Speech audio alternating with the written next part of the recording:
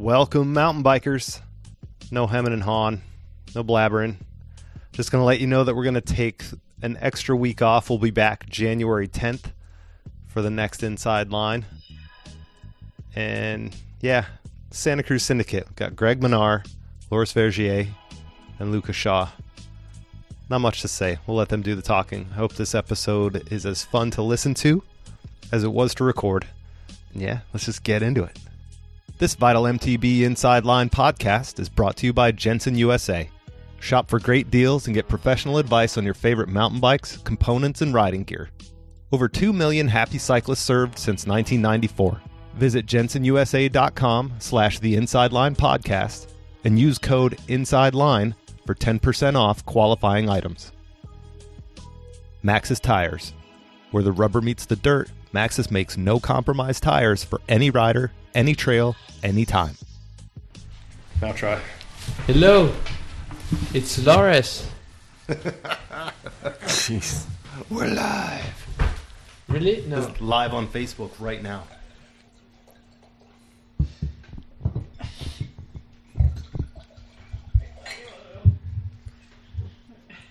Good. Water. I'm good enough for now. Gotta have someone keep the reins. Keep the train on the rails. That was a nice little power nap. Good. You feeling better? Yeah, slide it closer to you. I wasn't trying to talk to the mic. I'm just saying I had a really nice nap. I know. I'm going to intro this thing. It always feels weird to intro the show when you're sitting here like this. Like, welcome, Vital MTBers. I'm Sean Spomer, and this is the Inside Line podcast with some special bike riders. They're not old timers anymore. Well, Greg kind of is. We got some current riders. The Santa Cruz Syndicate. We have Greg Menard, Loris Vergier. Is that good? Yeah, nice. Pretty good. And Luca Shaw, straight out of the South. Present And accounted for. Luca, what's your go-to Waffle House meal? Get close to that mic. Well, there's only You were one. so confident a minute ago. There's only one meal. That is, it's the All-Star Special. And it's like you get a waffle, which I get a light waffle, so it's like slightly gooey. And then bacon, 3 scrambled eggs, hash browns. That's it. All right. And a lot of water. That's pretty legit. And a lot of water. Yeah, trying to reverse the steps you've taken previous hours. So yeah, Sweet. but yeah, it's pretty good. Good. Loris, Greg, do you know what a Waffle House is? I've seen it. I thought it was a pub. Just from the side of the Whenever I road? get these random calls late at night, it's from the Waffle House. And there was a band playing in the Waffle House. Got these live videos. That's only happened once, but Yeah, cool. Loris, have you ever seen one? No, never, but I've heard some story about it, that it's the best place to go after motocross or party or whatever. So I'd be keen to go if Luca invite us. Sounds like it's a 24-hour spot. It is. yeah, Is it? they never close. They never close.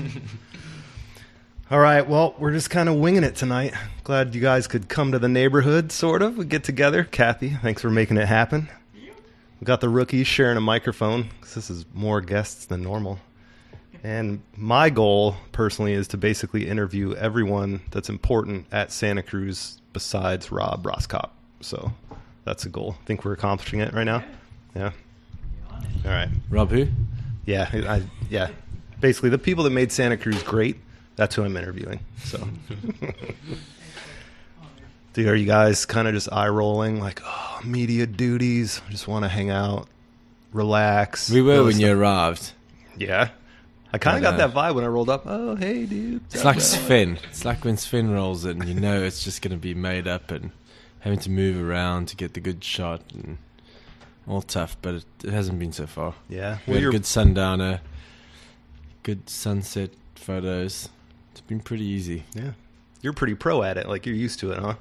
What, the sunset photos? No, just like all the media stuff you have to deal with. Yeah. Like, you go fast on the bike, and now you have to do all this. Oh, it's just No comment. Rookies, what about you? What about you guys? Is this new to you? You getting used to it? Like, what's going on? Pick. One of you goes first. Whatever. Go for it. No, it's okay. Yeah, it's always kind of bizarre or weird because they are English and I don't understand a thing, so I try to speak English and. Do you use that as an excuse, though? His English is so bad, he just came out with bizarre in his sentence. Bizarre is French, okay? Exactly. Hey, boom. Sorry, man. But yeah, still, they are really, not really funny, but they are funny sometimes. And yeah, it's hard. But I'm pretty sure Luca has a better answer. What was the question? Are you getting used to the media stuff? No, No? Is there a lot? Like, is there more than you thought there'd be? not that much. No, No? Just Sven coming to hassle you? sometimes. I'm not used to speaking into this microphone. That's for sure. But It looks awkward for you. yeah, it feels very awkward. All right, so with the Kathy interview a couple weeks ago, we had her tell us a team rumor, and I bleeped it out so no one could know. And once that went live, I had 50 people calling me up. What'd you say? What'd you say? So each of you tell us a team rumor that we're not going to say. We're not going to make it public. It'll only be here. Tell us a team rumor you've heard about. What? I honestly don't know any rumors because I seriously feel super out of the loop. Like, I don't hear anything and I don't really care that much. So it's like, I've got nothing to contribute. Too busy training at Waffle House. Waffle House doesn't have internet. Come on, Loris. You know something French going on. always know the ins and outs, for sure. Actually, not really. Maybe from other brands. Yeah. Tell us. Yeah, other brands, not necessarily you guys. I mean, anything. Are you gonna bleep it? Oh, yeah, for sure. Of Yeah, so course. you can really That's say the it, best no part. bleep it. Okay. Yeah, yeah, Really say the uh-huh. real thing. As a new bike, I think everyone knows now. I don't know. You told us that was replacing. I did not say that. You did. All right, that's pretty good. We got enough. That's Cool. some good juice right there. You probably know more than us. I don't know that much. Like, I feel like people are trying to to trick We're me. talking about Tell it, us a yes. routine All right. rumor, we'll bleep it out. The latest one I heard that's pretty big deal is I heard that too. pull that mic closer, Greg. All right, We actually talked about it yesterday. We just out of the loop. you don't even care Nothing, anymore. nothing really makes it down to Africa. Luke is at the Waffle House, and we can't understand what Loris says. So we had no rumors, and we didn't hear of anything. Nope, works for me. All right, now with 17 questions we've done in the past with Ratty and with Petey, we had those dudes tell us something about you that you wouldn't want people to know. Now's your chance. Tell us something about Steve Pete that you don't think people would want. He would want people to know. I can't even say it. Shit, I don't know. Come on. That he's staying at Lopes' house tonight instead of here. I don't know. Shit, I don't. I'll have to. I'll come back to this one. Okay. All right. Maybe. I mean, to be honest, I couldn't think of anything straight. He's pretty out. Like, he kind of lets it all out there, huh? Keeps it under his cap. Yeah, that's a big old no right I didn't there, want to that's say for sure. that, but yeah. Yeah. He's undercover. He's under monster. Who's the best dancer and why? Is a cap a commodity to most people, or just Petey? I don't know. Yeah, probably just Petey. What about the little schlong valve cap things that he's trying to hawk? He's gonna have some stiff competition. Are you on that team? Did you try and get a deal with that? He's too tight to give us a deal on those. All right. It's rough out there. It's rough. Yeah. Who's the best dancer and why out of the three of you? Loris for sure, but he never does. But he dances more than Greg. I've seen Greg dance one time. And then Loris, I've seen him dance a couple times, but he's pretty good. Like, I'm not going to lie, he's got some moves. Is that true, I Loris? don't know. Luca pulls out the sprinkler I mean, Every it feels time. good when I do it. Like, Got to stretch those pecs. it feels really like fluid and just like, oh, so good when I'm like going at it dancing. But then I see like the creeper videos that Greg gets of me, and I'm like, oh, that's can't be me. Can't be me because it feels way more fluid. But you know, it is what it is. At least I tried. It's true though. That's the toughest thing is you feel like you're such an amazing dancer until you see the video. Then you're wrapped in a toilet roll and going nowhere. Loris, what's the deal? They're saying you're the best dancer. I'm the only one, I think, really trying hard. Like, because they don't really give a shit. But yeah, Greg is watching us, trying to, laugh at us all the time and filming. But we never actually seen him trying to dance. But I begin to watch Shane, that. that's because he had to stay with the French at the World Champs when I had my dance off for 6 hours. You're right. With the South African team. No, by myself. It was quite funny. We ran out of booze, and Greg resists the urge to sleep. This is a true story. And then he danced for about 4 hours to the same song by himself in our house. And that was the only time I've seen him dance. And I think he was just making up for all the lost I time. guess 4 hours. 4 hours by himself to one song. What was that song? Is it Maroon 5 or something? I was sleeping. No. Maroon I was 5? sleeping. You're sleeping. And it wasn't very good, but it was funny. Nice. Loris missed it all. Because you were with the French team? Yeah. Get For close. the last time. Not by choice. Yeah. No, Not by but for choice. the last time. For the last time, did you get new He citizenship? says it wasn't by choice, but I think it was. Yeah, we're Almost. not gonna allow it. Yeah, I'm staying with the Syndicate. Because I don't know why it's like that. Because it's the most important race of the year, and like not with the team. So it's good to be with the French team too, but maybe not for the World Championship. Just because it kind of upends your routine? Like it makes it different than what you're used to? Because I just want to see Greg dance. That's it. That's so good. All right, we'll get a little more serious. All We year. have been. It is, I guess, yeah. Every time, this is for Luca. Every time the 29er came up and how much faster you're going, this and that, you seem like you took offense to it. Like everyone's saying like, dude, you're so fast on the 29er, bro. And your responses were always like, but I'm just kind of fast regardless of the wheel size. Like, did you take it personally that people thought it was the bike and not you? I mean, a little bit, like it kind of proved it, I think, when like you had all these guys go to 29-inch wheels for one race and then go back to 27.5. Like it kind of proved to me, it's like, well, like, I mean, if you're fast, you're going to be fast on whatever wheel. And like, especially at Lords when we were the only ones and then we did well in qualities, everyone was like, oh, it's because of the bike. It's like, no, like I like worked really hard to be this fast. And it's like, yeah, I mean, I do think my bike's really good, but I don't think that's like the only reason why, so it's a little bit annoying, but it's kind of like motivating too. So no, I think it's just kind of, I mean, you're going to be fast on whatever you're comfortable on. And I like the 29er. So yeah, it's just one of those, but Cool. Loris, did you ever feel like that? Like people were calling out the bike more than your skill? Yeah, the first race was like, I've seen some video interview like, yeah, for sure the 29er is way better. We've tested and we've done months on the bike. Their bike is just like not as good as ours. It was like a brand anyway. And I felt kind of left out. I don't know. It's not just the bike. You have to be on it and go fast on it. And like Lucas said, everyone tried it and they're still as fast as before. I don't know.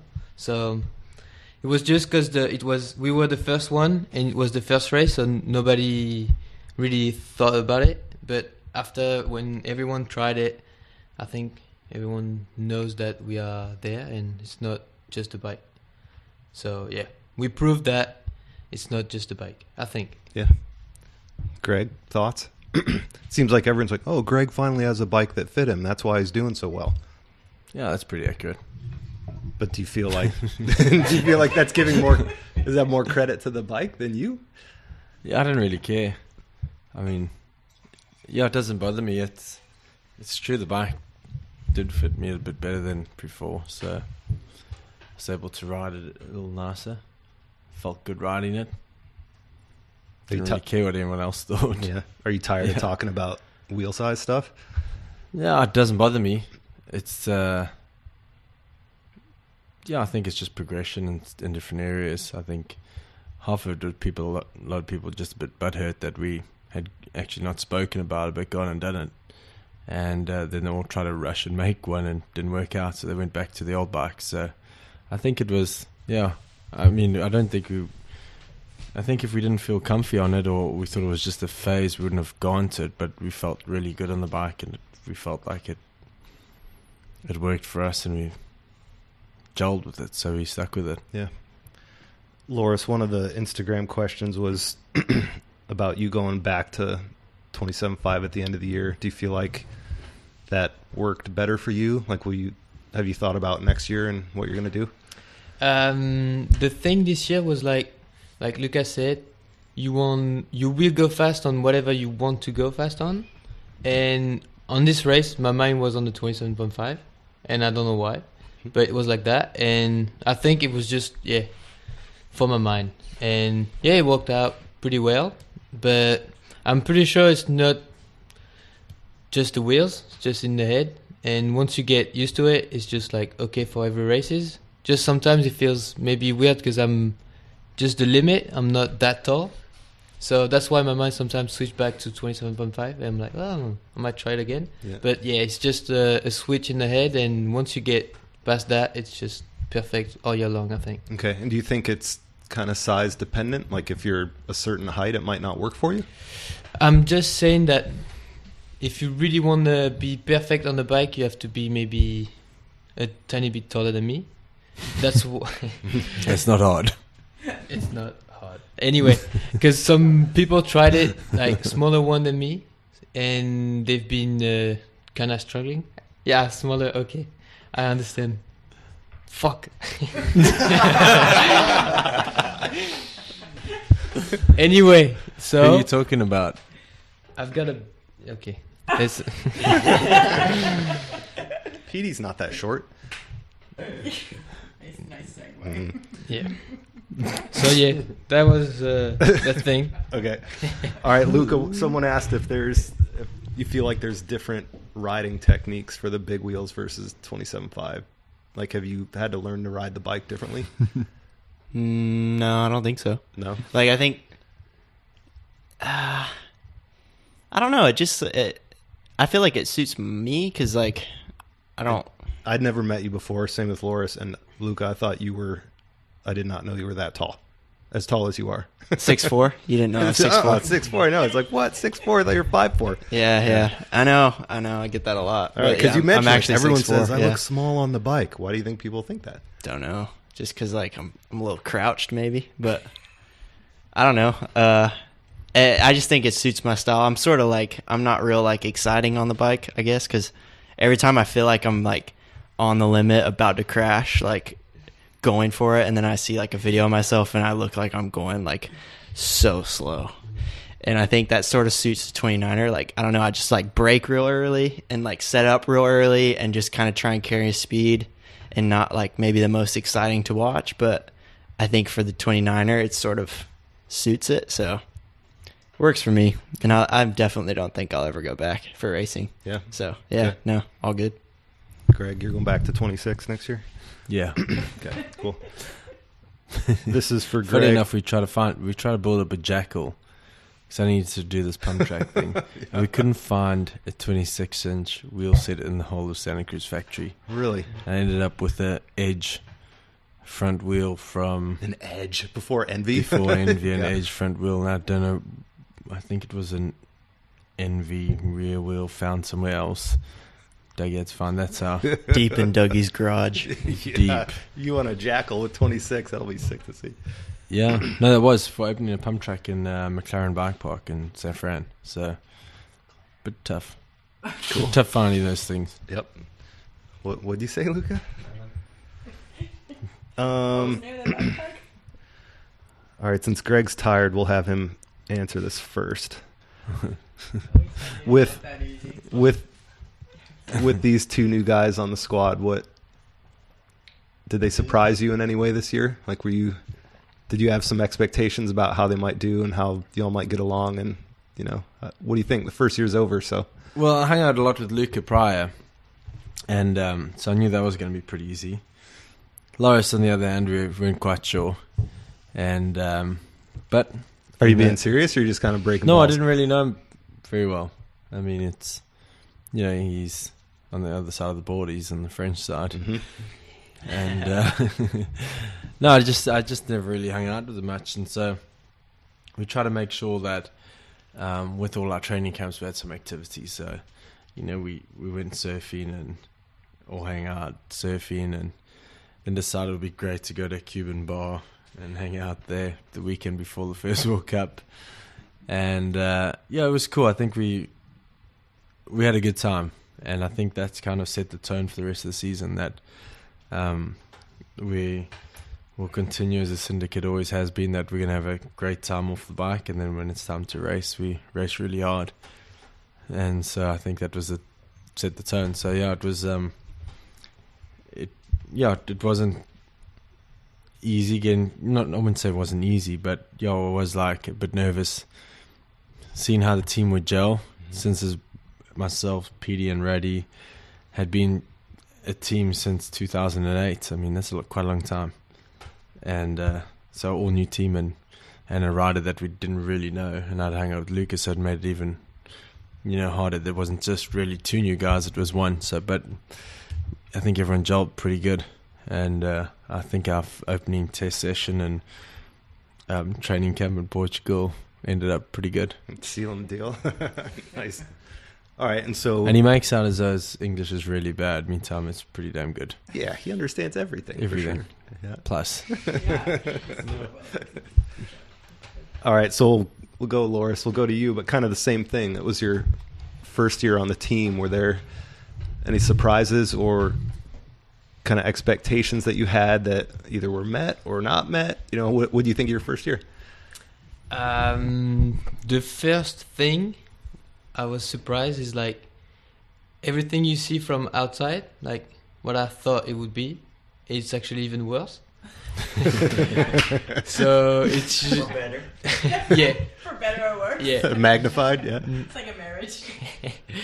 So it's just insane. Like he told us, the Greg, right before the first World Cup, we were hanging out in a bar, and I'm not used to that. And I think you get used to it really quick because it's just fun, and you go racing and you just like go racing now, and in between you just have fun. And I think it's a different way to race and to be good in your body, in your team too. And I'm happy too because I've been switching with I changed my mechanic, and it's French, so obviously I can speak French a bit, because otherwise I'm just kind of over it speaking English. It's just, you have to think about everything you're talking, and it's just sometimes I want to be like allez vous faire enculer, tu vois, genre j'en ai marre de parler anglais. It's anyway, it was a French thing for Did my you just Frenchies. cuss us out? I was like, fuck off, fuck English. Anyway, because it's tough. You can't tell, but it's tough. And about the bike, it's the same. It's just like once they've done something, it's real good first when they do it. Yeah, it was not English. But yeah, I was impressed with all that. And Cess is amazing. She's giving everything, and I can tell is love and all this stuff. So I can tell all this shit. I'm struggling in English right now. Wrap it up, box. I'm gonna pass the mic and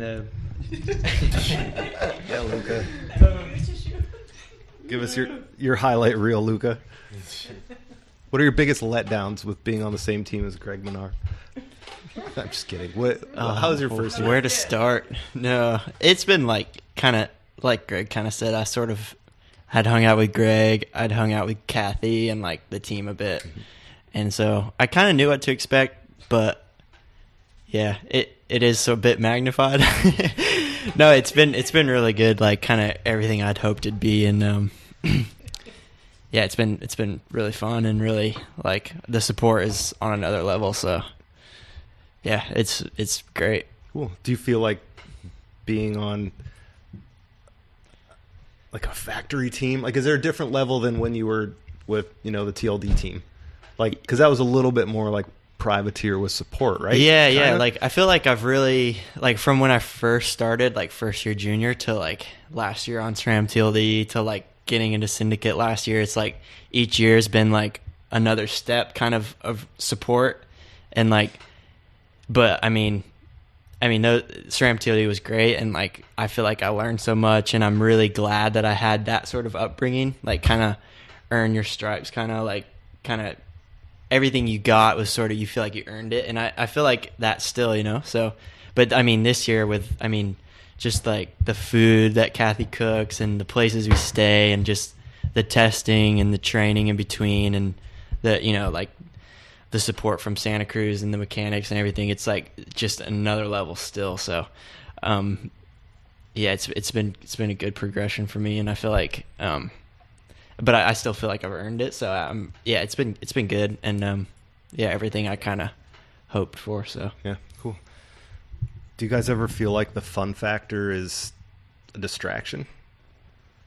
So you guys have a It can be. Definitely can be at times, but to the point where, like, dude, it's not gonna take away from a race. I mean, we're pretty serious when it comes to a race. So yeah, it's good. It's a good distraction. It's good to have fun. It's good not to be thinking about a race on a Monday evening. But is there a cutoff though? You're like, okay, Wednesday at 9 a.m. I'm full focus. Like, for sure, we've tried that at times. Have you really? No, I mean, Greg, like, there's a cutoff. Like, he goes to bed at like 8 o'clock. I remember, night. like, no, I'm not even kidding. Like Like, you tried to do right now. no, like in Fort William and stuff. Like, no, that was actually like my first World Cup at Lourdes this year. Like, it was like there. I swear to God, there was a cutoff. Like, where the Greg I'd known in the past, like the fun, like, oh, you know, you going to bed already? Like, what's wrong with you? Like, like. He all of a sudden turned into like the most like prima donna, like needed his foot rub, needed to go to bed at this time. I'm serious, like I'm not even kidding. And there's a serious like cutoff, especially with Greg. Like when it's time to race, like it's time to race, and there's like no more messing around. So all right, there is definitely a cutoff. Does that impact you? Do you see that and be like, well, maybe I should apply that to what I'm doing? Well, I mean, yeah, because I mean, I don't think you really get this far like messing around, like. It's like all fun and games until it's not, you know what I mean? Like, and I mean, you have to take it serious because it's like so competitive now. So, yeah, I mean, of course, I mean, I know I kind of expected that, and that's the way I've kind of always approached it. Like, I mean, racing is like big deal to me, so I always take it serious. Yeah, Loris, your input. You can't just hide in the corner over there. I'm good for the moment. Come on, good then. You can talk. No, Loris, what about? Does the amount does the amount of fun having was that an adjustment for you? Does it distract or? No, I think you have to be yourself all the time. So if you want to do something, you do it, and if you don't want, you go sleep. So I'm and you feel right like there. you can do that with the team. Like if everyone else is shredding and you just want to go to bed, they're cool. Yeah, that's what I do. Like sometimes I'm sleepy or I want to be alone on my phone, and I do it. So it's easy. But yeah, for Greg, it's true. I agree, but not all the time. But there's special races, and it's amazing myself sometimes because there's a big step in between the normal Greg and the other one, and I think I'm more like always always me is maybe how you say that, bipolar. Bipolar. No, I don't know. All right, Greg, you look a little surprised that they're saying this. Do you not feel like? Oh no, I think there's business Greg and then mullet party in the back, Greg. I do enjoy having a good time, and but yeah, there's a time to race as well. Sometimes that the border crossing is a bit delayed, like as we were saying earlier. But I mean, it's race that as soon as we are practicing, then it's all focus. I mean, you've got to. I mean, that's why we're there to race. You race to do well, and you can't do well if you may have had a little bit too much wine. So, do you feel like your experience helps you though? Like you've done it so long that you kind of. Nah, I think I just take it serious. I love racing. I love trying to be the best I can at racing. So, you've got to you've got to change things up and be a bit more serious. Yeah, it's party hard, race hard. I like it. You got to have that. You got to be able to switch off to switch on. Yeah. Do you guys ever compare bike setups? Yeah, I'd or say do you so. just run what We you do. brung and like do you guys compare? Greg's a little bit bigger, right? But not much. We share everything, really. It's How similar are you guys between each other? In bike setup, Yeah. quite different. Yeah. I think Luca and I would be very similar. But Loris has this crazy fast fork. It's like there's not a drop of rebound Yeah. on it. How come? I've got some specialty. And he's got these brake levers that are just incredibly high. It's like he's got to dislocate his knuckles to pull them. Exactly. Like you and Johan Borelli has the same thing. Yeah. They're like up here. We've got our theory on it, but I'll explain later. Yeah, I've got some stuff that I don't know why I love it. Mm-hmm. And every time I try something more like them or more like everyone, I'm not in the mood or I don't really like it. So I go by myself and try stuff. Yeah. And that's working for me for the moment. So yeah, I think way different on some stuff, and especially the levers, the level of the levers. And the saddle high too, because I don't know why I've got short legs or something. I don't want to put the saddle in my butt, so It's a slammed saddle slam. Yeah. yeah. What are you, Luca, most particular about? Nothing really. Nothing. Come on. Like I go turn your rebound all the way off. You'd be like, "That's cool. It's good." No, I feel like I just like consistency, and once I get used to something, I just like to keep it the same. Like where maybe Greg or Loris might like tweak stuff more during a race weekend, I just like to get it kind of set and get it close, and then just ride it, and then just try and keep it the same. And just then you hop on it and you know what to expect, and it's sort of your bike. I feel like I'd rather adjust my style or my riding to a track than trying to adjust my bike to a track. That's always kind of just been my way of going about it. But once I kind of find out what I like, I just run it. So Okay. Goat. You? Me, it's my bike setup. Yeah. That's Are you a head dangerous case? topic? No, I just like to have a feel on something. Luca's nodding. Yes. So I like it to feel a certain way, and sometimes I can't figure it out what Yeah. it is. If it's either the brake levers are the wrong angle, or the bars not right. I just like it to feel a certain way. Mm-hmm. And then once I get that feel, then I'm comfy. But it takes a while. So like, if I get my handlebars in the right position and everything's alright, I do not take or adjust or move those handlebars or brakes until I have to change them. It's like And what would be a reason to change them? Like steepness of the track or something? like or? maybe I have a crash and like Mhm. scuff the bar and Break your frame in half. so that would be like but like to travel or anything, the brake levers and handlebars stay in the same position on the stem. It's like Really? yeah, it takes me forever to set it up. So All right. There you go. So he's a nutcase, like Luca said. That's cool. Let's go to some Instagrammer questions. At Greg Manar from Carter Dash. That's a gnarly Instagram name. When are you going to retire? Please never do. And someone else asked if this is your last season. I don't know. Does he- I would have thought it would have been my last, but I'm not sure. Maybe a couple more. Yeah? Yeah, I feel pretty good. I mean, if I judge myself to these guys, I feel like I acted a little bit younger. Start a little bit later. Just things are good so far. Dude, run it. Are any of you dabbling in the EWS in 2018? Who at Bike Fit wants to know. There's a lot of I think whispering we'll go going to on. finale if we're invited.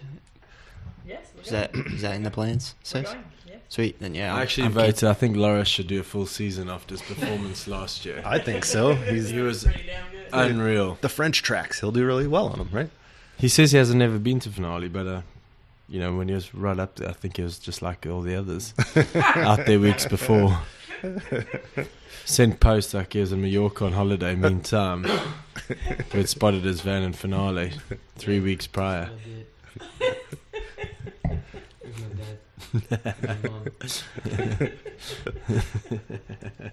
All right. Ride bikes _walk places wants to know.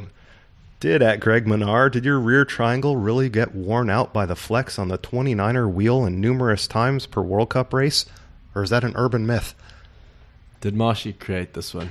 'Cause he I don't know, creates he a might lot be. of good jokes. I didn't even follow that. Yeah.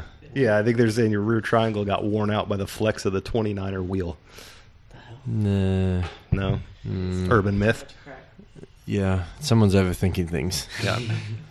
What do you guys think when you see just random crazy stuff on the internet that you know is not true? Do you even care? Do you follow it? Have you followed how much random crap is on the internet? Well, yeah, like how much do you get sucked in? I mean, look at those guys on all these forums just absolutely giving their opinion on something that they've probably never been to watch a World Cup race live. Yet they know so much about UCR, so much about bikes, so much about the tracks and the track support and this and that. It's pretty bad, What do you think? but it's entertaining. But it's what? Entertaining? Yeah, totally. I think it's a bit. Come on, the kids. You guys are on your phones more than anyone. What do you guys think? I just think it's kind of weird. Like, what do you do all day? Just worry about yourself? I don't know. I think it's kind of strange. Grant Rogers 627 wants to know if any of you invested in Bitcoin in 2013. Greg wishes. No. Dude, do you wish? Dude, No, everyone said. That almost did. we won't talk about it. Okay. Dude, Bowman claims to be a Bitcoin Who? almost millionaire. Joe Bowman. Oh, really? That's what he says. I don't know. Joe Bowman's We call him Bitcoin- Bitcoin Bowman from now on. Yeah. So, Well, yeah. pretty much. What influenced your bike handling most? Your bike handling style. Sorry, that's what Maddie Flats Luca. Oh no, he's asking you, Luca. Sorry, Oh.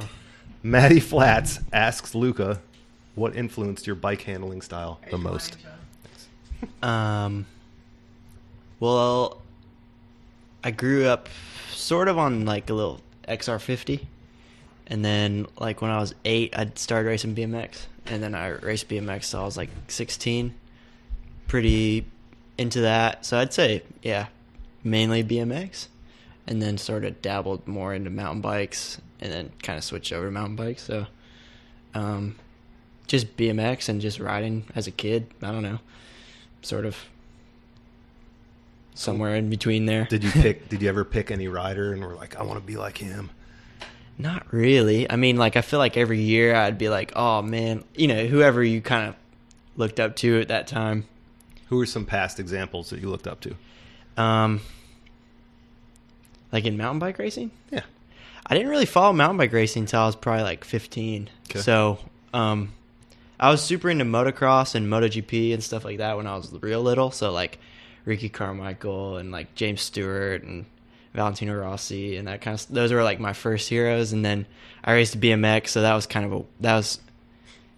BMX is really competitive for like little kids, so that was good for me, I think, just to like learn skills and sort of like that. And then when I got into mountain biking, like just the guys who were at the top then, like Sam Hill and Greg and all those guys, like I just looked up to Stevie and all those dudes. So yeah, all of them sort of. Yeah. I wouldn't say one person, but Okay, cool. Laura, we'll start with Loris, but what do you think about the the 60 qualifiers this year versus 80? I kinda like it. I think. Sorry for the other one. I don't know. But I think it's a tiny bit like Formula One or MXGP or whatever. They are not 100. They are less than us. So I guess if you want to watch a full replay or a full race, it's kind of long. So it's a tiny bit better for the sport too, for that. And I'm not, for the moment, I'm pretty alright with the 60th place because I'm going to qualify, I think. But Selfish. so yeah. So for the moment, I'm. Pretty automatic the whole year. Yeah, no, it's cool. It's sick. Anyway, yeah, it's good. I think. Greg? Do you want to know my honest opinion? No, I want you to lie. Yeah, of course. Like, tell me what you think. Well, I was against it. I didn't think that 60 would have been good. I thought they should have made it 100 and then taken away the junior racing and put the juniors in the mix with the pros, but just given a protected junior race, but still categorize the juniors as their own event. I would have thought that would have been better than just have one race. It's, when I was growing up, there wasn't junior racing, and it just made you ride harder to try and qualify. And but at least now you'd still get recognition, still get your podium and everything else, but you'd be in the main race. So I think right now you ride at different times and different kind of tracks, and you'd eliminate that. You'd all be on the same track, and the juniors would get up to pace and deeper ruts and blown out courses. And so, yeah, that was my idea. Okay. So you would rather have it bigger with juniors? Like, you don't think make it even smaller, make it more elite for the best of the best of the No, best? I thought expand it to 100 and keep it 100 and then have 10 or 20 protected juniors in that main race, and yeah, everyone races together. Cool. Luca, your thoughts? I honestly haven't really thought much about it, and I'm not super certain what the rule changes are. I to just be know honest, I'm fast so- enough to get in there. No, but I Here anymore. so yeah, I don't really mind. Okay. Yeah, cool. Were you guys good in high school? That's the question that Were they smart? Logan Maringer, it just says, were you guys good in high school? What year did they That was exit real high good. school? Real What good, year did they thanks. exit high school? I don't know, all the above. So were we good? Were we Were you good- were you good students? grades? I had really good grades until like my Your last risky 2 days. years, and then I didn't have so good grades, but I graduated. Count it. Loris? Same. Greg? Yeah, I made sure I just passed, and I didn't finish high school. I had to go to Europe and race bikes. Yeah, so, you're already racing, right? So I left a little early. Let's see. I'm digging through some Instagrammers here. About the one. Does anyone want to change in the World Cup tracks? New or old? Revisited? All that stuff? Do you guys, it seems like there's a lot of grumbling about Fort William or Mount St. Anne. Yeah, They're we- back again. We were just talking about them, From the people who've never the been tech there. geeks who've never been to a World Cup. It's like Formula One hits the same tracks all the time and no one complains. Do you guys... The only thing I would really like is more races. I really like to race, and I feel like 7 World Cups a year is a little bit on the slim side. I think 10 would be cool or more. You look at other sports, I mean, NBA season, 82 game regular season. It's like, man, that's like a professional athlete, you know? But like when you train all year for 7 races, it's like a little bit quite annoying. like the off season. You like the off season? Well, you could have the same amount of time in the off season. I remember you just back have in more the day, races. though, like prior to me starting to race World Cups, I used to have 10. I think at least 10. When Like, I started, it was I won't 8. say they're 10, but they only get so many proposals and so many things. I don't know. I so think it would be many nice to races. see like Maribor was a great World Cup. Maribel, Maribor Maribel. was good. Very good. Okay. US There's a round would be couple. cool. All right. Yeah. So I didn't know if I'd go down this, but let's do it. Internally, we're joking, but kind of seriously toying with the idea of seeing if we can do a crowdfunding intergalactic world champion race series, some non-trademark title like World Cup or World Champs, where we crowdfund it and see if we can get a certain amount of money to put towards... Why money? Why don't we use bitcoins? Okay, or Bitcoin's even better, right? We'll get Bowman to sponsor the race. Yeah. But The Bowman World Cup. Cup's included, and then we strategically pick 4 other races that make a 10-race series or an 11-race series. And if let's say we get $1 million, just dreaming, would you guys be willing to adjust your schedule and compete for that accordingly? Or it's Of like course. every race in this intergalactic Ultimate Series, sponsored by VitalMTB.com, of course. If we And Joe guaranteed, Bowman. if we guaranteed 20 grand prize purse every race, would you go to Crankworks Leger? I don't in the even think middle? we need the money. That's the I thing, think like- we would have just, You wouldn't do it if for we money. had, I mean, Yeah, but come I've on, never like if we just races. said like, hey, we're gonna make up this series that's all 7 World Cups, the U.S. Open, Crankworks Leger. the problem is we've heard Schladming about these IXS, like- series that are going to happen and nothing's happened, so it's not really about the money. Everyone seems to talk about them, but if someone actually went and did them, we'd probably do them anyway. Just That's 'cause what I we mean. like We're just going to racing. make up a series and put it on paper and say this. We got All it. these races exist: 7 World Cups, U.S. Open, Crankworks, Whistler, whatever. We're going to just say this is now a new series, randomly calling it a new series, and there's prize money involved. Would you guys give a shit? Would you go to Crankworks Whistler to race all of a sudden to be part of this Yes. made-up series that Vital Yes. started by crowdfunding? Yes. Like seriously. Yeah, but we wouldn't. I don't think it would be about the money. I think we'd just do it to race. And if it was like a series, Yeah, but come it would on. include to it. It But would. like you guys don't go to Crankworks, Yeah, I do. I mean, I had a hell of a Crankworks in but you the don't race though. Well, look Yeah, I at- did. Got there a little bit late, but I raced. Not Lost all some of things. them. All right. Well, important bits. if you guys say it's all about the Couldn't racing, we might couldn't have to warm get up this before the working out race, here. but Yes. we No, went I there. You could buy supercars with the prize money. It'd be sick. who cares about supercars and that shit? It's. I think if there was more races to the series and it was a part of the series, we'd do it anyway. Okay. Okay. I don't think we need Joe Bowman's bitcoins or All right, but like, Or will you anything go else, to but U.S. Open? Like, I'm not trying to commit you to a race. You're not, like obligated to commit to. But like, U.S. Open's right before Mount St. Anne. Will Yes. you go? Yes. I'm going for sure. Yes. Okay. But like, would you? Yes. Well, it depends on the schedule. Normally, I've got another event which is really exciting for me. What? The Oakley crossover. It's a hell of a great event before Montana. Dude, that's pretty sick too. That Oakley event's pretty cool. So that's be what would probably.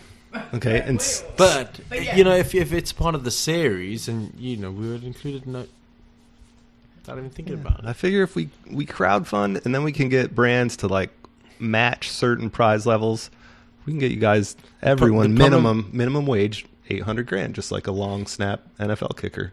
We can get every mountain bike racer making Problem a ton of is money. everyone talks about it like we've had so many years in the past. No one actually does it. So there's no point getting hyped up about it if it's not going to happen like everyone, So I guess I just think this is way less formal. All right, well, we're Yeah. gonna put some work into it. What The answer is yes. Okay, Croatia and Sea Otter conflict. What are you picking? Sea otter. Honestly, though, I would love to go to Sea Otter. I love racing Sea Otter slalom. Do you? Yeah, yeah. It's slalom for sure. No, I'm serious. I wish we could do both. Okay. Have you guys seen the Croatia track? Lars has been there for weeks already, hasn't he? Yeah, Lars has been practicing already. he thought it was a part of the EWS that he found it was a UCR. What do you guys think about it? You've seen that. You've watched the helmet cam. Come on. Honestly, haven't. Really? Okay. No, I don't actually know the full schedule. I just know we started in Croatia. I'm always like that. I don't actually know where we race. I need to know. Okay. Do you need No, to it's know? good. Yeah. Have you guys? Got Kathy. Yeah, the What- GoPro. Yeah, what do you think? And it's got that big like urban sprint finish at the end. Yeah, It's cool. I think it's a race on an island. That's so cool. Like, who wouldn't want that? Loris, yeah. The location looks good, but the track is not good. you're not that But psyched? it's- feels like home. Exactly the track I'm riding all the time. Like shit then track. we should So do you're it. claiming the win is what I'm doing, right? Subtly claiming it, for sure. For sure. All right, with you haven't even watched Croatia, Greg, so I don't even know if this is going to apply to you. But do you guys check out what other people are like your competitors are doing online? Do you get like Sam Hill? I know he's racing EWS, but like he's posting training stuff on Instagram. Like, do you guys look at what other riders are doing, and does that make you think about how you're preparing for next year? Not really, no. Nothing to do with preparation. Just for comical value, really. I don't really look at, like... I don't really care, honestly. I'm more, like, interested in, like, watching, like, you know, NBA and, like, NFL games and stuff. Like, honestly, Right, like... how you spend your time. I'm way more interested in that than... I've never watched so much sports scene as I have in the last 24 hours. Oh, it's just what I'm into. Football Sunday or something. So you guys don't pay attention to other riders, your fellow competitors. Not really. No, I don't really care about what they do or what they train or how they train. But when there's like a tiny bit new stuff, I'm like, oh, have you seen that? I don't know, like if Troy Brosnan is not Oakley anymore, is like different brand. I'm So just like saying. So like the gossip, like the sponsor stuff exactly, you care about. the gossip part is Yeah. the best part. So you don't care, like, oh, they started training last week and I haven't started yet. No? Nah. All right. Greg, you don't care. You're already... I'm in Africa. It's just like another world down there. No internet. Yeah. All right. Now, I know... I just got the latest edition of Dirt magazine. It's pretty cool. I heard they're doing really well right now. Yeah, they just Come I on, think I got Steve the Jones is the final e-bike editor edition. for Global Mountain Bike Network. That's a bummer, man. That's all right. Jones, I hope you're cashing in. I think that's sick. If I ask you individually, you're all going to say, no one, I just want to be the winner. Who's your arch nemesis on the track? Who do you want to beat? Like, Easy. Like Loris, Easy. if you got 34th, who do you want to make sure is 35th instead of 33rd? Can you beep or not? No. Are you gonna beep? You know what? If you can't win the race, you at least got to be the fastest in the team. I was going to say, honestly, I always try and beat Loris. No, I'm serious. Yeah, that's good. Which is I'll- hard as hell, but I try. Loris, I'll beep it if you want. Do you want me to beep it? Say yes or no, and I'll do it. Yes. Okay. I don't know why. Okay. There is something about it because maybe we used to race against him, Yeah. and he's good, but I want to be in front of him, and it's Dude, 'cause that's Luca sick. is. I don't know why. Luca. When he's good, and I'm happy because it's anyway, it's good. No, I mean, I'm happy when Yeah. you do well, too, but Yeah, you've yes, always been, I like, my understand benchmark. Like, we were both juniors at the same I time, understand it. and then you barely beat me, and I was a little bit salty. Now it's all coming out. Keep it going. Keep it going. I don't know, but Therapy session. it's like, I feel like, yeah, I mean, if I beat you, I feel like I've done well. And it's not like I'm mad said if you beat me, but it's 34, just bro. like, Yeah, I understand. It's good, Okay. but yeah, it's. I'm sorry. That's sorry for what? Who cares? I kind of think everyone should have that. I don't think there's anything wrong I think with it. everyone does, even Greg. I know. think I that's want to know who human Greg's nature. is. And That's I, human nature. Greg will probably never say, but I'm sure there's someone that you always try and Yeah. beat. Like Oh, your there's whole a career. couple. Yeah. There's a couple. It's more like I mean, I know there's one, but I know you'll never say it. there's probably a couple, but at least they're it's- retired. There's a couple, but it's I think it's there's definitely a different emotion when there's someone that you don't mind beating you to someone else. Yeah, but like I Human said, nature. yeah, Yeah. Yeah. Competitive. yeah. Yeah. Yep. That stuff. I think you all have unique stories with, being the best of all time, coming up, being the best, coming up, as an American, being French. Like, what do you think it takes to be the best? Greg and Loris, how are you coming up? And to Luca, how are you doing it in the U.S. with, it doesn't seem like a lot of support? Like, Greg, let's go first. What do you think it takes to be the best? Like, what's the secret? How come there's so many people that try and can't do it? Like, they can't even crack top 20 and they've tried for years. Yeah, it's really hard to. I think it's a really hard sport to master. I think that's what makes it so exciting and why I've kept going for so long is that I don't feel like I've ever got on top of the game. So I think if it was that easy to answer, then I would have been on top of the game a little more consistently than I have. But I don't know. There's multiples that make it up. It's not being fit is not a great bike. It's just everything gelling together in that one run, and not overthinking things, and just, you know, you can sit there and analyze every single line you have, but, you know, I can guarantee if you just bomb the main line and ride it well, you'll win the race. It's such a easy sport to get complex about, and overthink things. But it's all because you just don't know where everyone else is. You don't know what their bike setup is. You don't know what they've done in training. You don't know where they're on course. There's just so many variables. So yeah, I don't know. It's tough. Yep. Loris? Yeah, it's the hardest question ever, I think, because for my part, I don't really know why, and I've never been there anyway.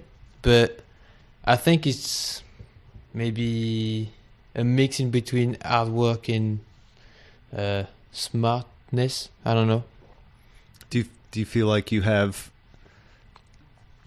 talent that makes it natural, or is it a combination of how hard you work and how hard you want it?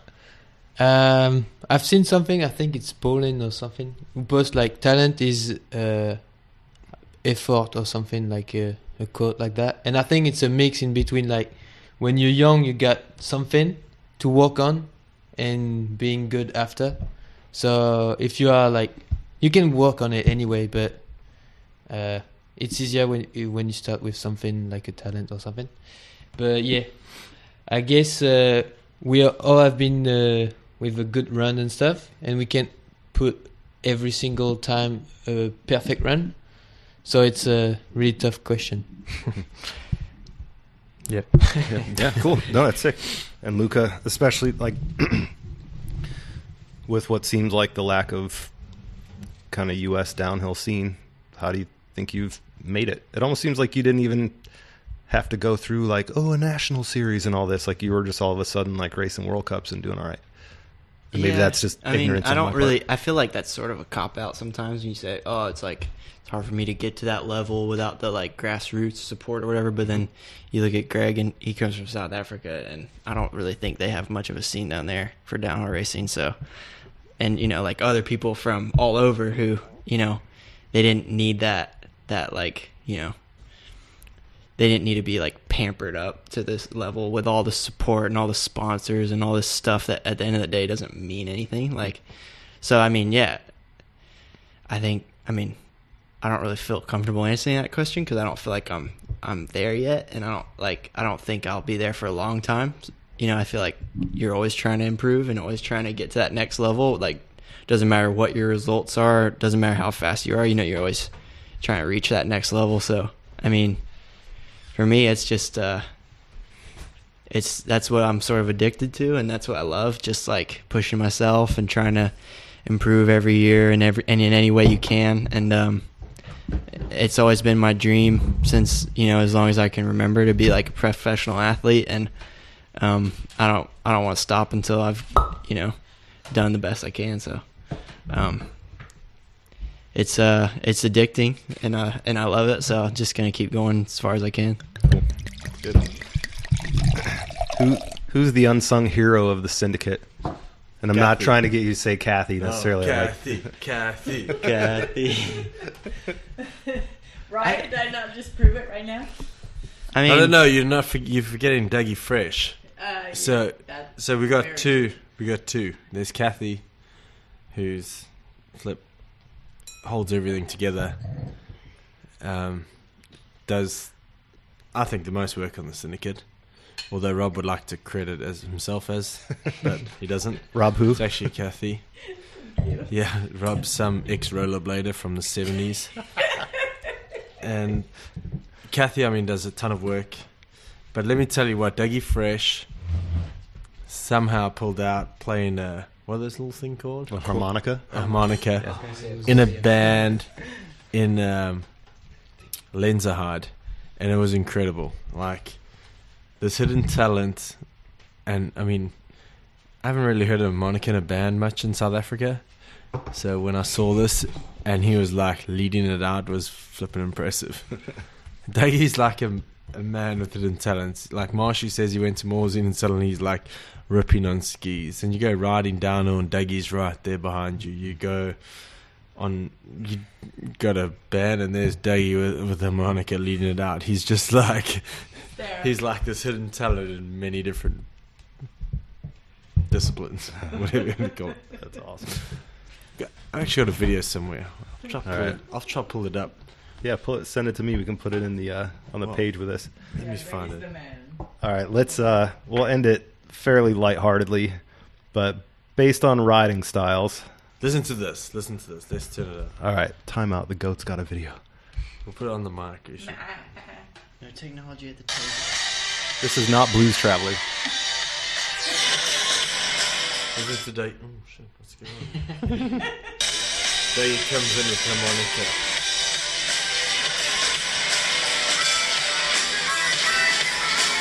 How good is that? Oh my god!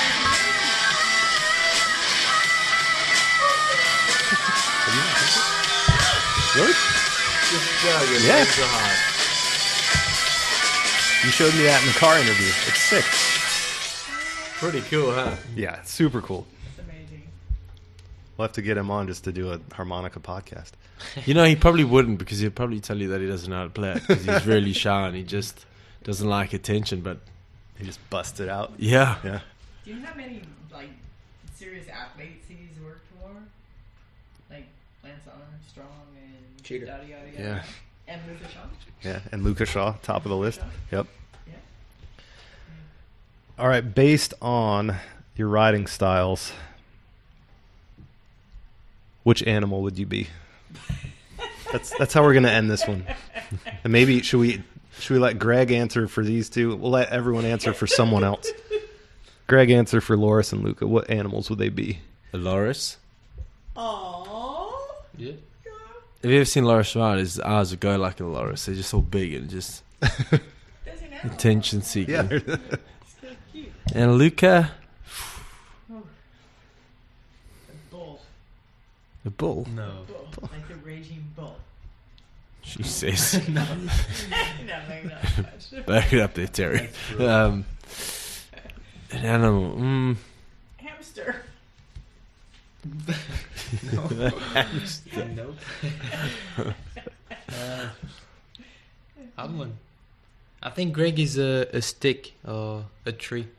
That's not an animal. I know, but Like a- still alive. A stick But- bug? But there is a praying mantis that looks like a stick. Thank you. Appreciate it. Stick, right? All right, Luca, what's Greg? And what's Loris? You still got to think of Luca's animal, too. I'm thinking of Lucas. And don't forget the PD question. What would PD not want us to know? Yeah. It's good. We can look back to that. That's good. That's the hardest question. I'm not really good at Animals? There's not many animals anyway. There's not many animals. Yeah, but like riding bikes.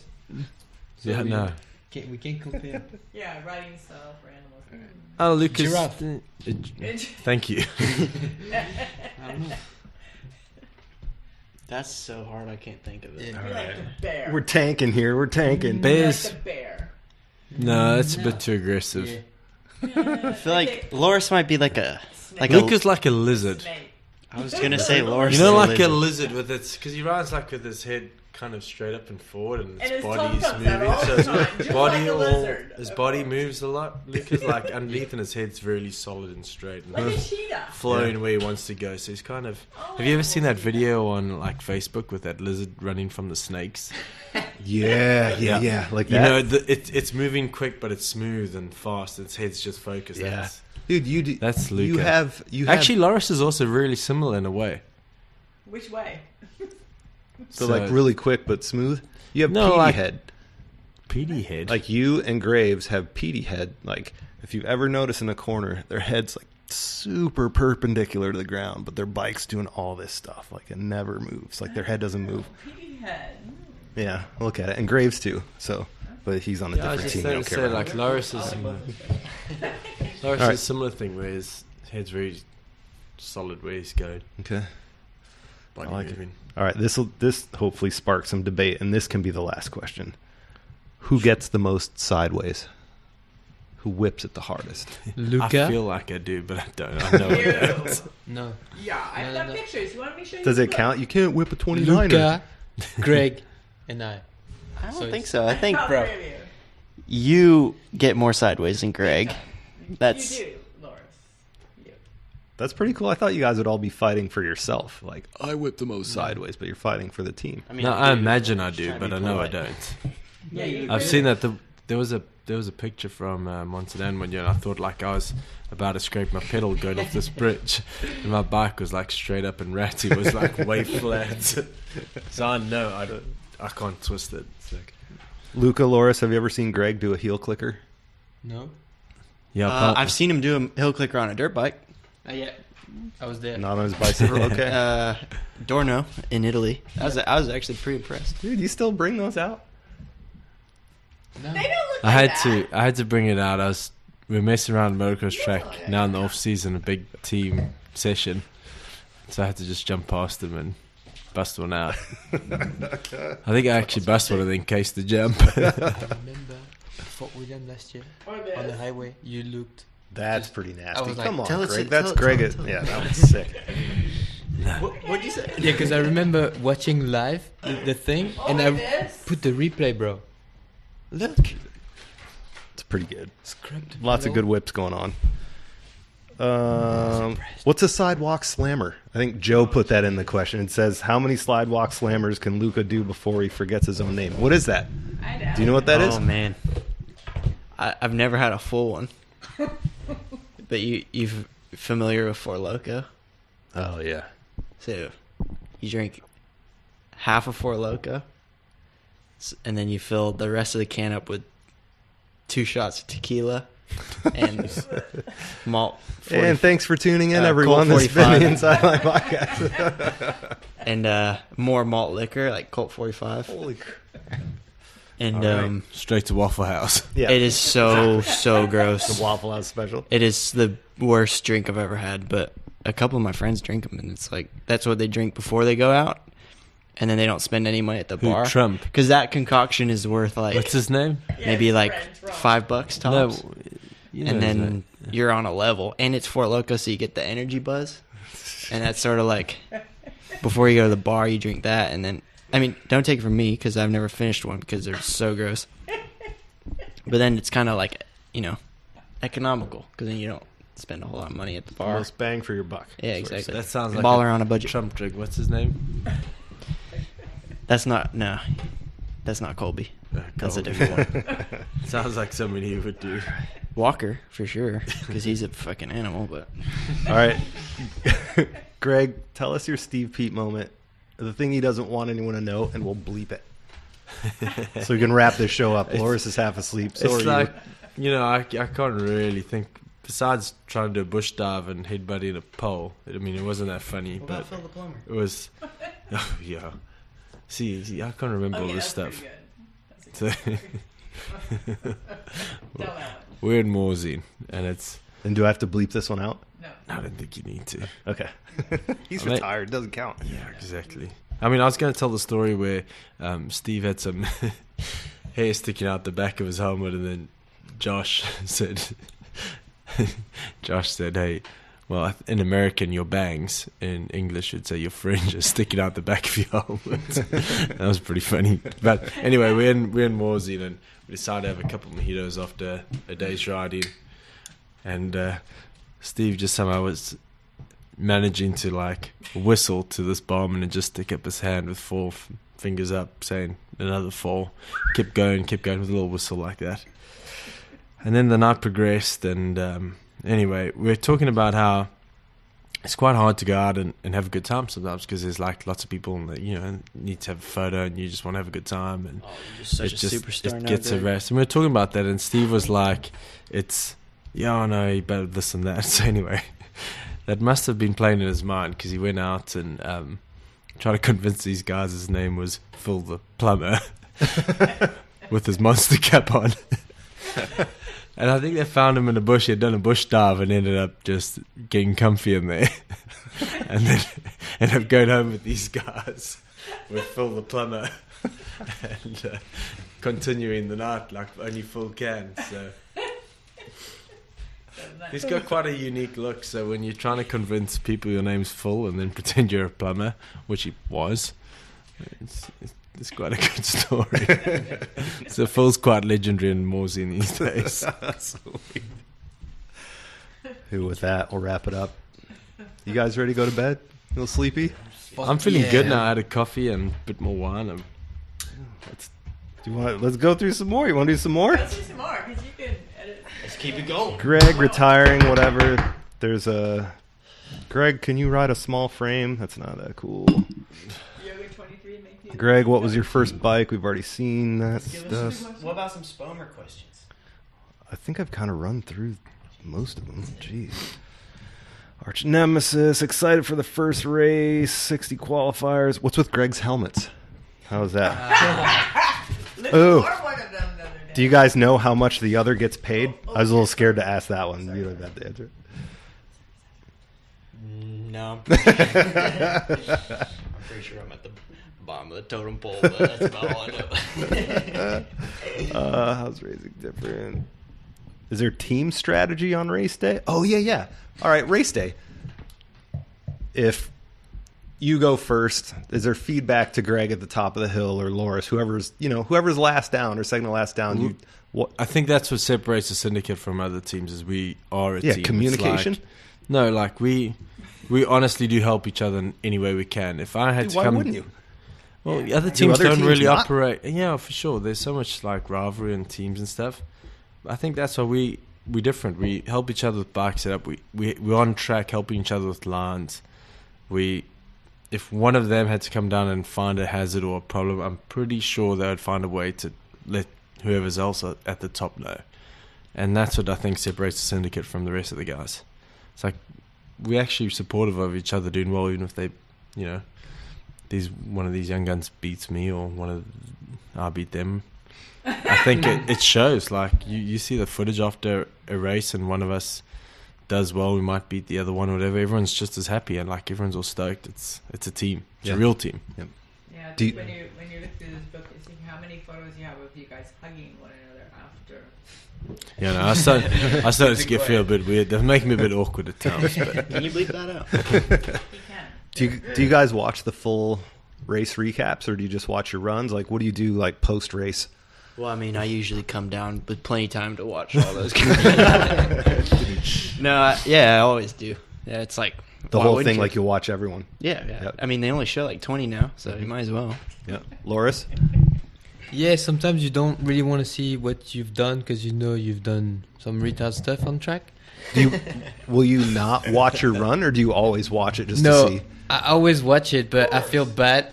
he doesn't For watch us in people. public. He'll go to his room and watch Exactly. us run and come back out and watch a race. Yeah, because I'm ashamed sometimes of what I've been doing on my bike. But anyway, yeah, and sometimes it's hard to watch the Women. best run. No. Yeah, I don't watch women. Sorry.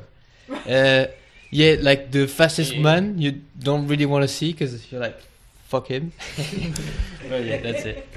Do you ever look at stuff and like think like, oh, there's a line choice or the way they handle like someone faster than you handle the section? Do you look at that and realize like, oh, why didn't I do that? Or is it, what's it like? Not after the race, but apparently Luca does.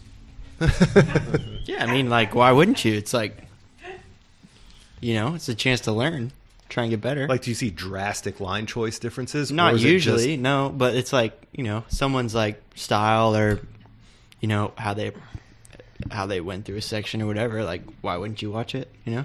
I always watch it. Yeah. Do you think, oh, why didn't I do that? Or No, it's just like, I mean, yeah, sometimes you might be like, oh, dang, like I didn't see that, or that's, something I probably could have done. But, yeah, I mean, it's just kind of an opportunity to learn from your mistakes or, take something good that you have done and try and, next time do better. what about you, Greg? It's like a Bitcoin. Wish you had taken it, but you didn't. Does it come down to line choice or just how things are written, or is it Nah, like it's I mean, so sometimes minuscule, lines, right? huh? I don't think it's lines. I No. mean, Yeah, I mean, You know, just the said, worst like, thing you could is take the main worst line thing away. is you think you've done this most amazing line, and then you see the guy railing the main line, and he looks way quicker, and you're like, I wasted all that time trying to do this fancy line. So it's just like, you know, I just equate it just like the after party. You think you're doing this amazing dance move when someone films you, it's not so amazing after all. Yeah. Does that But it was fun. like when It was fun doing it, just not amazing as you felt. like is this something you've newly realized, or have you known this for a while? Nah, it's yeah, you know, you live and you learn. Yeah. Like, does that impact you though? Like, No, you should screw, I'm still just try gonna- and do another fancy line next time. You know, because you think it's so amazingly quick, and until someone films you, and that dance move just ain't that cool. It's Is that cool. why you don't dance? Yeah, I've learned not to dance. All right, there's an Instagram. What did you do with the broken V10? You know what? Dude, let's go. Let's go through that. Like, I know it's kind of been gone through. Oh, Party foul, caught it. taxi. Good save. It's all on my foot. I'll lick it. Lucas' feet don't count. Jeez. I spilled my wine. waste anything. Jesus Christ. The broken The bike. broken back. Yeah. Come on, let's go. Talk me through it. Okay, so What'd you do with the bike? So what I did was, my parents came out to that race, so I sent a race bag home with like stuff I didn't need for like cans. I slipped the frame in because I thought, you know, I'm finishing up my house, so it would be a great place to put that bike is in your pub. And so I slipped it in the bag and sent it back to South Africa. Seriously? And then Rob was like, yeah, we need that frame back. The engineers want to have a look at it. And I was like, too late. She's in South Africa, so. Africa has it now. Bangkok has it now. I know Sven kind of explained it in the slideshow from the day, but has there been much talk about how gnarly that transition was to get you back to qualify, and like kind of how banged up you got too, right? I didn't really get banged up, which was surprising. So it was weird because I got into that section, felt real good, and just thought I'd let off and just see how really fast I could hit that section. And then got off line, tried to kind of correct myself. Front wheel started drift, hit the rut, caught an edge, flicked me over into that post. The frame wrapped around the post, snapped, and then I hit the inside of my shin. That was it. Had like a little scratch on my elbow. Nothing else. But I was so confused and like a little bit sore, but not injured at all. Like kind of trying to walk it off, see this bike lying there. And there was a French rider who used to race, Guillaume Corvin, and I was like trying to puzzle how I had to get down. We only had half an hour left of practice, and then basically that gave us an hour to get to the top for the qualifying. And so Guillaume was like, don't worry about it, he'll carry the bike down. So I was like, well, that's cool. At least I get to walk the rest of the track down. And it's probably about halfway up. I got down and news it got down to Kathy and Petey was up trying to find the bike, and we couldn't find Guillaume anywhere. And we just stood in the pits waiting because we had no idea where he was or how he was getting down. And out of the blue, he came out from the opposite side of the pits out of a medic car with the frame all wrapped up in a jacket, a medic's jacket, just to hide it, which is really cool. And then Marsh and I got tucked in trying to like swap this frame out. So, you know, I'm not the greatest mechanic, but I can twist a spanner here and there. And So you helped build your bike to get to qualifying. I would, 45 minutes. yeah, I wouldn't say I did most of it, but I did a fair amount. You know, I had to swing a spanner in the bike shop when I was growing up, so I know how to work on bikes. And Marshy finished it off, and I went up without a race bike, and Marshy met me up top with the race bike to do the qualies. Were you stressed about? Like, was it kind of like a mind eraser? Were you just like, whatever happens, or were you still in it? No, I didn't mind too much. It was just a frame, you know. As long as the bars hadn't moved, I would be fine. True story. Yeah, it sounds like it. All right. What will all you do differently this year than last year for how you attack the season? Luca first.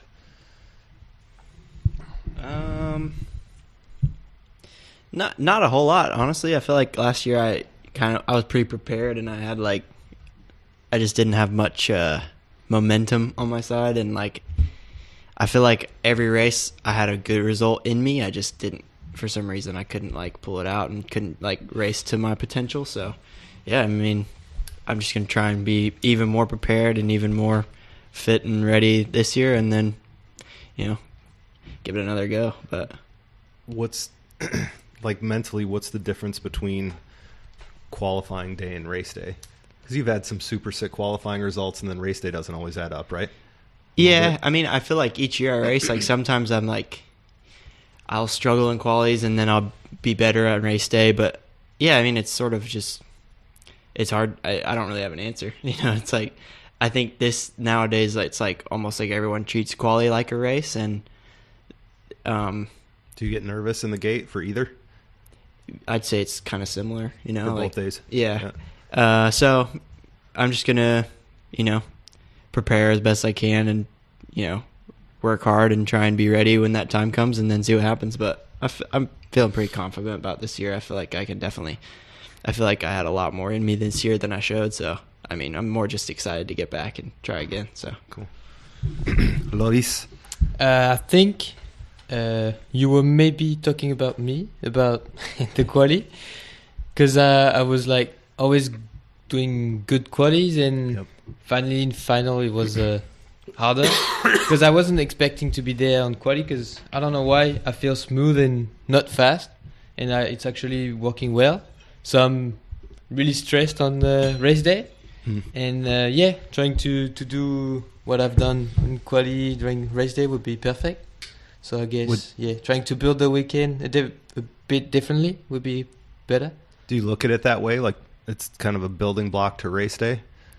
Sometimes it's you don't know why everything is going perfectly, and you're like, oh yeah, I'm gonna do it next weekend, and it's the opposite. Everything is going wrong, so you never know. But I guess once it's time race, like race run, you have to switch and race. Yeah. Do you think you need a Cuban bar at every World Cup? Yeah. Do you feel like is there less pressure on race day if you don't qualify that well? Like, would you rather have a... For sure. Yeah. Really? For him. For me, it's just like you've done well, so it means that you can do well, so you have to do well. And once you're like, oh, I don't know why I'm slow on quali day, you'll be like, fuck, I'm gonna go fast. And you're like killing everyone. So I don't know. It's just hard sometimes. But sometimes it's like Leo Gang doing good qualies, good race, and you don't know why. So it's weird. I'm weird. Sorry. Greg? I think it's good to have a good quali. Then if you don't do well, you just go, oh, well, I was unlucky. Had a great quali. Look what could have happened. Yeah? It's a nice... You don't feel like... No. Is it not... No, I'm just joking. That was the year for me. Look what I'm good at. I don't know. I don't think I can change what I do in a race and quali situation. I don't know, like, do you feel like you have, with all your experience, like, is your kind of race weekend habit pretty set in stone now? It is, but it isn't, because I have such a great off season, and I'm like so far from really the sport in the off season that when I enter the season, it feels like kind of a new game again. Does it? Yeah. Yeah. I still have the same routines, but it feels so different each season. Yeah. Yeah. Is that conscious? Like, you consciously take a break from bikes and riding, or like just the race thing, or is it just something like you just... It just I'm pretty busy. I've got a lot going on besides racing. So once the season's over, I turn my focus onto it, and then slowly into the December, January, I start kicking off again. But there's not a massive race season, and the race scene only kind of kicks off in April when it's the World Cup season. So I don't really have a scene at home that I'm involved in. So I'm very separate from racing, and which I think is pretty good. I think that's what's given me the longevity in racing. Like, don't burn out too much. Nah. Yeah, and we only have 7 races anyway. So Would you like more? I'm just kidding. We already. He's taking off court. I mean, I'd love to do more, but the surf is so good in South Africa in the off-season. Forget about it. Shit, I'm totally blanking. That is on the Instagram. What was I just gonna ask you?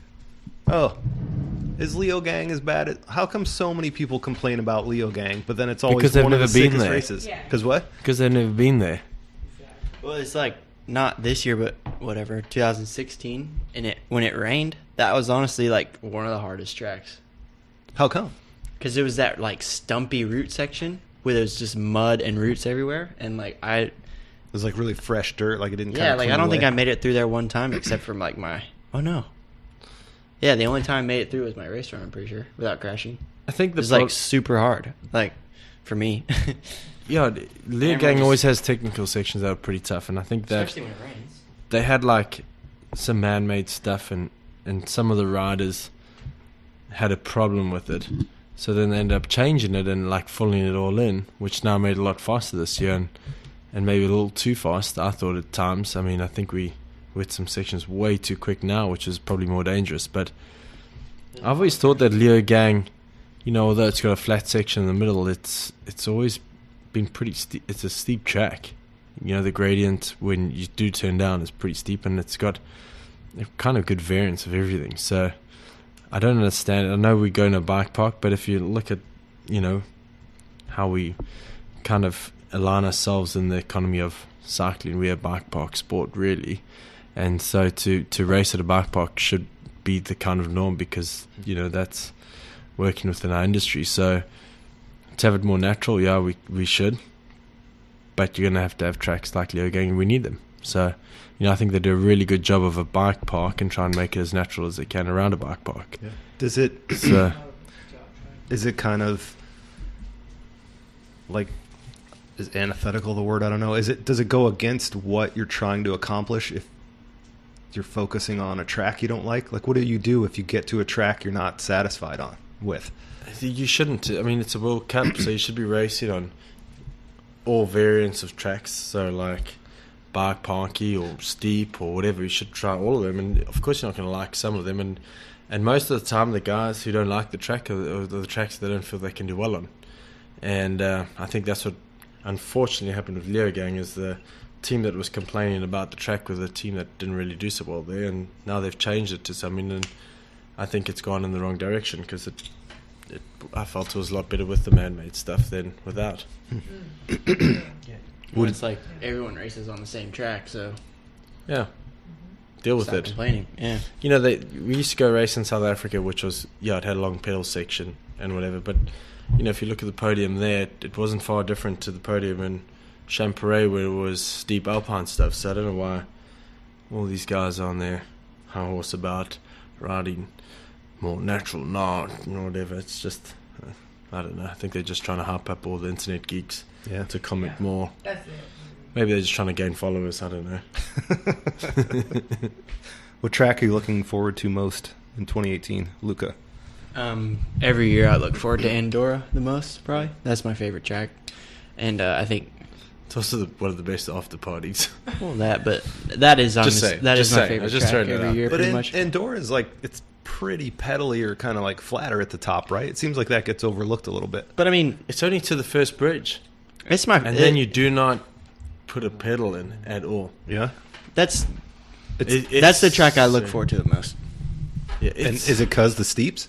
Like, why? I think, I don't know, I just have the most fun riding that track. Like, there is a bit of everything, and I feel like it's fun to ride and it's gnarly at the same time. Where it's like maybe Val de Sol's like gnarly, but maybe not so fun. Like, but I definitely like those tracks, like Andorra, Val de Sol, the ones that are, you know, steeper, more demanding. But Andorra for me, every year, if it's wet or dry or whatever, it's like always seems like my favorite. So yeah, looking forward to that. Loris, whose head's down in his arms, ready to take a nap. Just for the fun part, I say Leo Gang, because it's just like bike parky and you just jump and kind of have fun without any fear. So I say Leo Gang, but yeah, other tracks like Andorra at the end and Val di Sol some parts are fun but scary in the same time, so it's exciting. But there's a lot of good tracks, I think, and every time we are on our bikes, we have having fun. So that's it. It's Greg's turn now. What are you looking forward to? What about Lebresse coming back? It's back, right? Is it? I don't know. You don't even know the schedule. Yeah. So Yeah, Lebresse is good. It is cool. I have to agree with Luca. It's like Enduro is a long track. It's long. It's steep. It's fast. It's got so many variables. Like So good. yeah, there's just that like there's a middle section where you just like drifting into these berms and It's the best track. yeah, it's got quite a bit of everything and it's I think it's one of the it's fun, it's challenging at the same time. Good after party. dude, do you think It's about cool. that last turn very much? Or is it kind of just like done? No, I actually try to forget about it. Or But second thanks for last bringing turn? it back Thanks. up. Remember that one time? Oh man. Like how does stuff like that sit with you? Like Oh, it didn't sit very well, but I No, but like kinda, over the years, like I was pissed off with it. No, I forget about it quite Do you? quickly. Okay. Yeah, you Yeah. have to keep moving on. But I was pissed off at the time. I went and sat on the bank by myself and just been pissed off with myself for a little bit, and then got over it and had a good time. Yeah. Yeah, you have to. You can't keep dwelling on things fair enough. like your drink in your hand. I didn't ask for the refill. I'll probably spill it on Luca again. Seriously, last question. Is this going to be the longest podcast? Dude, I think Sven's might have been one of the longest, and Matt Thompson. But this one's where are we at? How far do you think we are right now? 148. No, impossible. Jeez. Impossible. What do you got? What do you, I went 10. 58. Greg? I don't know. I'm just trying to see if Gaspar's messaging me because we want to have a drink. So that was going to judge the time. So Hour 10. Well, we're at 134. Oh, All right, last question for real, so Greg can go take a nap or have a drink, whatever he's going to do. You're not happy. We'll go Luca, Loris, Greg. We'll wrap it up. How do you deal with the risk of what you have to do now? The risk of riding the bike that fast through the woods and the trees and the rocks. It's like, I mean, I feel like we are at the level and like we prepare to like the point where it's all calculated, you know. It's like it might look dangerous or scary or whatever, but to me it's I just sort of I don't really think about it. And no, I mean, yeah, of course what we do is dangerous, but I mean, you can kind of get hurt doing anything, so I don't really think about that. That's it? But I don't feel Like at Val de Sol, like you don't think like, ooh, this is a I little feel nuts. like my the way I go about it, I usually feel like I'm in my limits, like within my limits, not taking too many risks. Of course, like, you know, you're gonna have stuff happen and you're gonna crash, whatever. But I don't feel like every time I go down like a gnarly track, it's just like I'm rolling the dice and it's like, oh, here we go. Like, hope I don't wad it up this time. Like, my style is more like, you know, kind of like start real slow and build up slowly and, you know, get comfortable, whatever. So I feel like, honestly, I don't feel like it's too dangerous for me, my style or whatever. So Because you said you watch yourself and you look like you're just going super slow, right? I wish it felt that easy, but Gotta open that can up, Luca. Come on. yeah, I try. No, it's like my dad, he like watches all my races, of course, and he's like, man, you need to try a little harder. And I'm like, dude, I'm on the limit. Like, I'm about to eat it. But it's like, yeah, it doesn't look like it, but I honestly I feel like I'm pushing hard, but maybe there's another level, I don't know. But, you know, I feel like for me it's pretty calculated, and I, you know, don't like to roll the dice too hard, but yeah, Loris, your turn. Loris, gambler. For me, I think the risk comes from where you don't really know where to go. That's why I think enduro is quite like dangerous. Awesome. Yes, Enduro's way more dangerous. not finale, but Not for now. but I think enduro, when you don't really know where to go and you have to push like really really hard, you can crash even harder. So I guess when it's like Val di Sol and it's really not packy, I don't know, it's like soft. Yeah, soft. When it's soft Not packy. and you don't really know all the routes and stuff, you can get something like weird.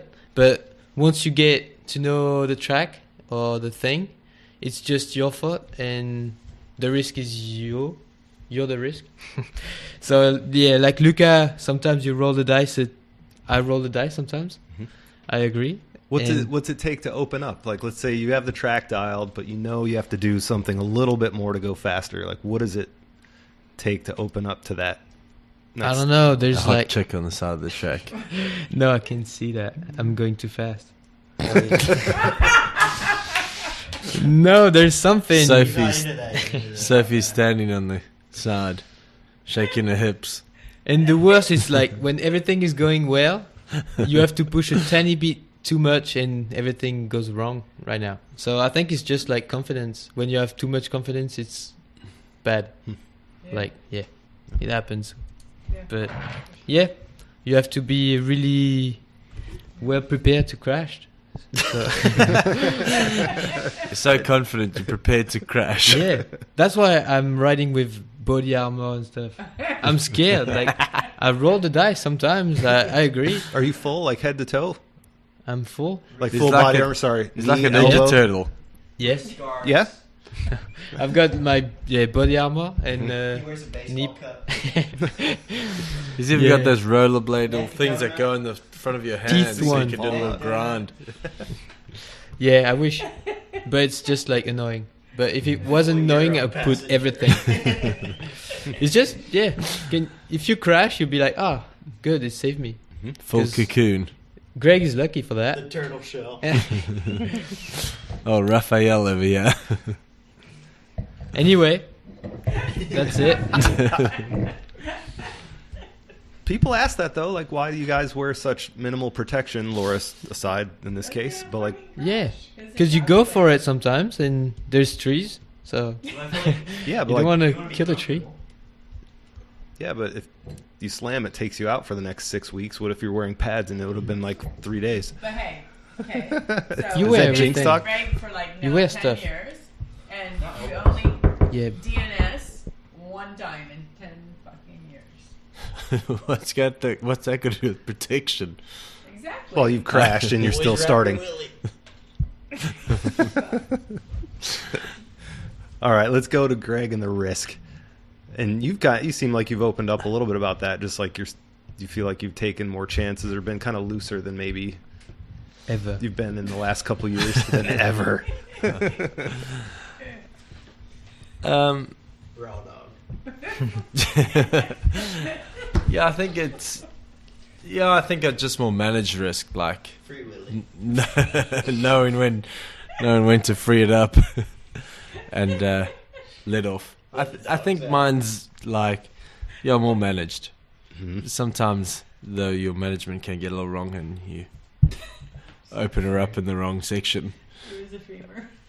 and like the enduro. You know, I flipping got hurt all season. Had that massive crash in where was it? I was going to say Andorra, but it wasn't. Valdesel. And so I go to this flipping enduro race, and after walking my bike up for at least an hour to the top of the first stage, I'm bobbing down, just loving life, riding the trail. I see PD Dog, and I'm like, no way, I've caught him. So I start to push harder, and I crash. Land on my knee that had the reconstruction thing. Get going again, catch him again, crash again. Anyway, that's my injury for the season. So I pulled out. Decided to enjoy the party. Pussy. All right, and someone asked who took the dress home. I didn't take it home. I have it, and it'll come out this week. Oh no.